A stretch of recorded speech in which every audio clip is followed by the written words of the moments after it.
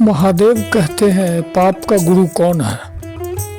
एक पंडित जी कई वर्षों तक काशी में शास्त्रों का अध्ययन करने के बाद अपने गांव लौटे और गांव के एक किसान ने उनसे पूछा, पंडित जी आप हमें ये बताइए कि पाप का गुरु कौन है। प्रश्न को सुनकर पंडित जी चकरा गए, क्योंकि भौतिक व आध्यात्मिक गुरु तो होते हैं लेकिन पाप का भी गुरु होता है। तो चलिए प्रिय भक्तगण, आज हम एक कथा का श्रवण कर रहे हैं जो सुनने मात्र से आपके जीवन में सुख संपत्ति और धन की वर्षा होगी। तो चलिए कथा को प्रारंभ करते हैं। अगर आप यह कहानी सुन रहे हैं तो पूरा ही सुनिए, आधा अधूरा छोड़कर जाने की गलती मत कीजिएगा।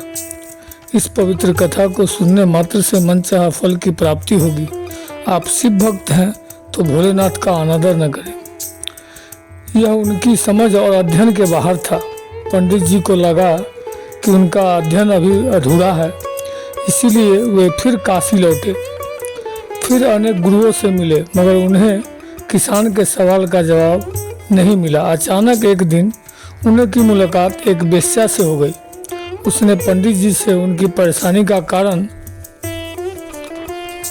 पूछा तो उन्होंने अपनी समस्या बता दी। वेश्या बोली, पंडित जी इसका उत्तर है बहुत ही आसान, लेकिन इसके लिए कुछ दिन आपको मेरे पड़ोस में रहना होगा। पंडित जी के हाँ कहने पर उसने अपने पड़ोस ही उनके रहने की अलग से व्यवस्था कर दी। पंडित जी किसी के हाथ का बना खाना नहीं खाते थे, नियम आचार और धर्म के कट्टर थे, इसलिए अपने हाथ से खाना बनाते और खाते। इस प्रकार से कुछ दिन बड़े आराम से बीते, लेकिन सवाल का जवाब अभी तक भी नहीं मिला।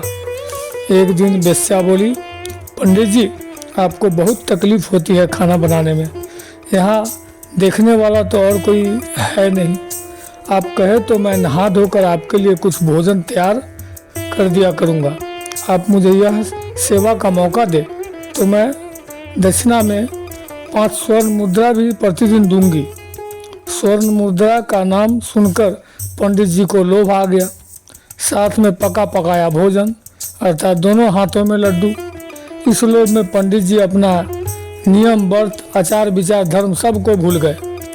पंडित जी ने हामी भर दी और वेश्या से बोले, ठीक है तुम्हारी जैसी इच्छा, लेकिन इस बात का विशेष ध्यान रखना कि कोई देखे नहीं कि तुम्हें मेरी कोठी में आते जाते हो। वेश्या ने पहले से ही दिन कई प्रकार के पकवान बनाकर पंडित जी के सामने परोस दिया, पर ज्यों ही पंडित जी खाने को तत्पर हुए त्यों ही वेश्या ने उनके सामने से परोसी हुई थाली खींच ली।